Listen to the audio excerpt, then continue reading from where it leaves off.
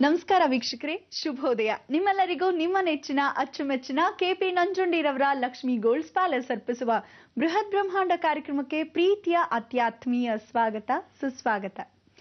ಜೀವನದಲ್ಲಿ ನಾವು ಏನನ್ನಾದ್ರೂ ಸಾಧಿಸಬೇಕು ಅಂದ್ರೆ ಯಾವಾಗಲೂ ಸಕಾರಾತ್ಮಕ ಚಿಂತನೆಯನ್ನ ಮಾಡ್ತಾ ಇರಬೇಕು ಅಂತ ಒಂದು ಪ್ರಯೋಗ ಹೇಳಿದೆ ಅಂತ ಹೇಳ್ತಾ ಬನ್ನಿ ಗುರುಜಿಯವರನ್ನ ಕಾರ್ಯಕ್ರಮಕ್ಕೆ ಸ್ವಾಗತಿಸೋಣ. ಶ್ರೀಯುತರು ಶ್ರೀ ಸಂಪೂರ್ಣ ಸನಾತನ ಧರ್ಮ ಸಂರಕ್ಷಣಾ ಸಮಿತಿಯ ಸಂಸ್ಥಾಪಕರು ಹಾಗೂ ಶ್ರೀ ಸಂಪೂರ್ಣ ವರಮಹಾಲಕ್ಷ್ಮಿ ಮಹಾಸಂಸ್ಥಾನದ ವ್ಯವಸ್ಥಾಪಕ ನಿರ್ದೇಶಕರು, ನಮ್ಮೆಲ್ಲರ ಪ್ರೀತಿಯ ಗುರುಗಳು ಶ್ರೀ ನರೇಂದ್ರ ಬಾಬು ಶರ್ಮಾ ಗುರುಜಿಯವರು. ನಮಸ್ತೆ ಗುರುಜಿ, ಬೃಹತ್ ಬ್ರಹ್ಮಾಂಡ ಕಾರ್ಯಕ್ರಮಕ್ಕೆ ನಿಮ್ಗೆ ಪ್ರೀತಿಯ ಸ್ವಾಗತ ಗುರುಜಿ. ನಮಸ್ಕಾರ. ಎಲ್ಲ ವೀಕ್ಷಕ ಬಾಂಧವರಿಗೂ ನಮಸ್ಕಾರ. ಗುರುಜಿ, ಸೋಮವಾರ ಏನಾದ್ರೂ ಹೊಸ್ತನ್ನ ಹೇಳ್ತೀರಾ ಅಂತ ಕಾಯ್ತಾ ಏನ್ ಹೇಳ್ತಿದ್ದೀರಾ? ಎಲ್ಲ ವೀಕ್ಷಕ ಬಾಂಧವರಿಗೆ ಪರಿಪೂರ್ಣವಾದ ಸ್ವಾಗತ ನಿಮ್ಮೆಲ್ಲರ ಬ್ರಹ್ಮಾಂಡ ಲೋಕಕ್ಕೆ. ಸೋಮವಾರ ಹೊಸದಾಗಿ ಹೇಳಬೇಕು ಅಂತ ಯಾವ ರೂಲ್ಸು ಇಲ್ಲ. ಇವತ್ತಿನ ದಿವಸ ಹೊಸದಾಗಿ ಹೇಳಕ್ಕಿಂತ ಹಳೆದನ್ನ ಮೆಲ್ಕ್ ಹಾಕೊಳ್ಳೋಣ. ಆದರೆ ಅರ್ಧಂಬರ್ಧ ಹಾಕಿರ್ತಕ್ಕಂಥ ವಿಚಾರವನ್ನ ಪೂರ್ತಿ ಮಾಡೋಕ್ಕೆ, ನಮ್ಮ ಕರ್ಮಗಳನ್ನು ಕಳ್ಕೊಳ್ಳೋಕ್ಕೆ ಜೀವನ ಹಾದಿಯನ್ನ ಹಿಡಿಯೋಣ.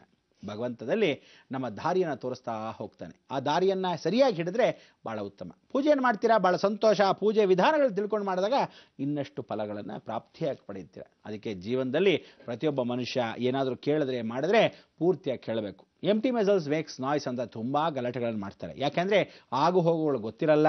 ಯಾವ ಕಾಲಕ್ಕೂ ಟೀಕೆ ಟಿಪ್ಪಣಿಗಳು ಮಾಡೋದೇ ನಿಮ್ಮ ಕೆಲಸಗಳು ಭಾಳ ಜನಕ್ಕೆ. ಆದ್ದರಿಂದ ಎಷ್ಟೋ ಜನ ವಿಶೇಷವಾಗಿ ಹೇಳ್ತಕ್ಕಂಥ ವಿಚಾರಗಳನ್ನು ಸರಿಯಾಗಿ ತಿದ್ದುಕೊಳ್ಳೋಕ್ಕೆ, ಪರಿವರ್ತನೆ ಮಾಡ್ಕೊಳ್ಳೋಕ್ಕೆ ಅವ್ರ ಕರ್ಮಗಳನ್ನು ಸರಿದಿರಲ್ಲ. ಯಾಕೆಂದರೆ ಜನ್ಮ ಜನ್ಮದ ಅನುಬಂಧ ಇದ್ದ ಹಾಗೆ ಜನ್ಮ ಜನ್ಮದ ಕರ್ಮಗಳನ್ನು ಕಳ್ಕೊಳ್ಳೇಬೇಕು. ಆ ಕರ್ಮಗಳು ಕಳ್ಕೊಳ್ಳೋಕ್ಕೆ ಒಂದಷ್ಟು ಜನ ಶತ್ರುಗಳು, ಒಂದಷ್ಟು ಜನ ಮಿತ್ರರು, ಇನ್ನೊಂದಷ್ಟು ಜನ ಸಮಾಗಮ ಅಂಥೇಳಿ ಇವರೇನು ಮಹಾನ್ ನಾನು ಉಂಟು ಅನ್ನೋ ಲೆವೆಲ್ಗೆ ಇರ್ತಾರೆ. ಅದಕ್ಕೆ ಜೀವನದಲ್ಲಿ ಯಾವತ್ತೂ ತಿಳ್ಕೊಳ್ಳಿ, ಇನ್ನೊಬ್ಬರಿಗಿಂತ ನಮ್ಮ ಕೆಲಸಗಳನ್ನು ನಾವು ಮಾಡ್ಕೊಂಡು ಹೋಗೋದು ಉತ್ತಮ ಅನ್ನೋದು ಈ ಮುಖಾಂತರ ತಿಳಿಸಲೇಬೇಕಾಯಿತು. ಪ್ರತಿಯೊಬ್ಬ ಮನುಷ್ಯನಿಗೆ ತನ್ನದೇ ಆದ ಒಂದು ದಾರಿ, ತನ್ನದೇ ಆದ ಒಂದು ಧ್ಯೇಯ, ತನ್ನದೇ ಆದ ಒಂದು ಧರ್ಮ ಇರುತ್ತೆ. ಇಂಥ ಒಂದು ಧರ್ಮದಲ್ಲಿ ಹಳೆಯದನ್ನು ಮೆಲ್ಕು ಹಾಕ್ಕೊಂಡಾಗ ಬಹಳ ಸಂತೋಷ ಪಡಬೇಕು. ಜೀವನದಲ್ಲಿ ನಾವು ಹೇಗಿದ್ವಿ, ಹೇಗಾದ್ವಿ, ಯಾಕೆ ಹೀಗಾದ್ವಿ, ಭಗವಂತ ನಿಷ್ಠಾನುಷ್ಠಾನದಲ್ಲಿ ನಡ್ಕೊಂಡು ಹೋಗಿದ್ದೀವಿ. ಎಲ್ಲಾದರೂ ತಪ್ಪು ಮಾಡಿದೀವ, ಲೋಪದೋಷಗಳಿದೆಯಾ, ಅದನ್ನು ಸರಿ ತಿದ್ದುಪಡಿಸ್ಕೊಂಡು ಮುಂದಿನ ಜೀವನವನ್ನು ಸಾಗಿಸ್ಬೇಕು. ಆದರೆ ಬೇರೆಯವರ ದಾರಿಯಲ್ಲಿ ನಮಗೆ ಯಾಕೆ ಬೇಕು? ನಮ್ಮದೇ 108 ದೋಸೆ ತೂತಾಗಿರ್ಬೇಕಾದ್ರೆ ಹೆಂಚೇ ತೂತಾಗೋಗಿರುತ್ತೆ.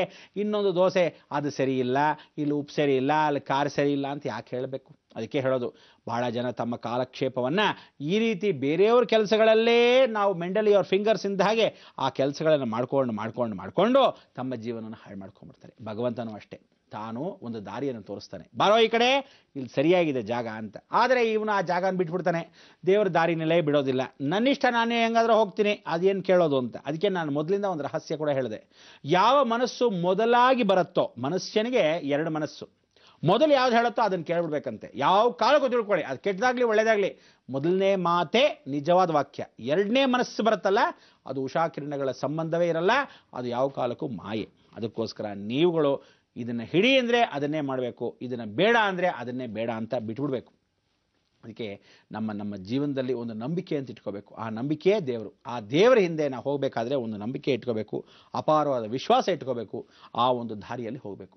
ಇವತ್ತಿನ ದಾರಿ ನಿಮ್ಗೆಲ್ಲರಿಗೂ ಸುದೀರ್ಘ ದಾರಿ. ಅಂದ್ರೇನು, ಮೇ 6ರಿಂದ 18ನೇ ತಾರೀಕು ಒಳಗಡೆ ಆ ಭೂಸ್ಪರ್ಶ ಮಾಡ್ತಕ್ಕಂಥ ಜಗನ್ಮಾತೆಗೆ ನಾವು 12ನೇ ತಾರೀಕಷ್ಟೊತ್ತಿಗೆ ಒಂದು ಸ್ವಾಗತವನ್ನು ಬಯಸ್ತಾ ಇದ್ದೀವಿ. ಆದ್ದರಿಂದ ವಿಚಾರಪೂರ್ವಕವಾಗಿರ್ತಕ್ಕಂಥ ಈ ಜೀವನಕ್ಕೆ ಪ್ರತಿಯೊಬ್ಬರಿಗೂ ಎಷ್ಟು ಮಟ್ಟಿಗೆ ಸಾಧ್ಯವೋ ಅಷ್ಟು ಮಟ್ಟಿಗೆ ನಾವು ಮಾಡಬೇಕು. ಇವತ್ತು ಅದಕ್ಕೆ ಹಳೆಯದನ್ನು ಮೆಲುಕು ಹಾಕ್ತಕ್ಕಂಥ ಪ್ರತಿಯೊಬ್ಬರಿಗೂ ಮುಂದಿನ ಜೀವನ ಕಷ್ಟಗಳು ಹೇಗೆ ಅನ್ನೋದಕ್ಕೆ, ಈ ಜೀವನ ಅಂದರೆ ನೀವು ಸೆಪ್ಟೆಂಬರ್, ಅಕ್ಟೋಬರ್, ನವೆಂಬರ್, ಡಿಸೆಂಬರ್ ಅದು ಹಳೇದಾಗೋಗುತ್ತೆ.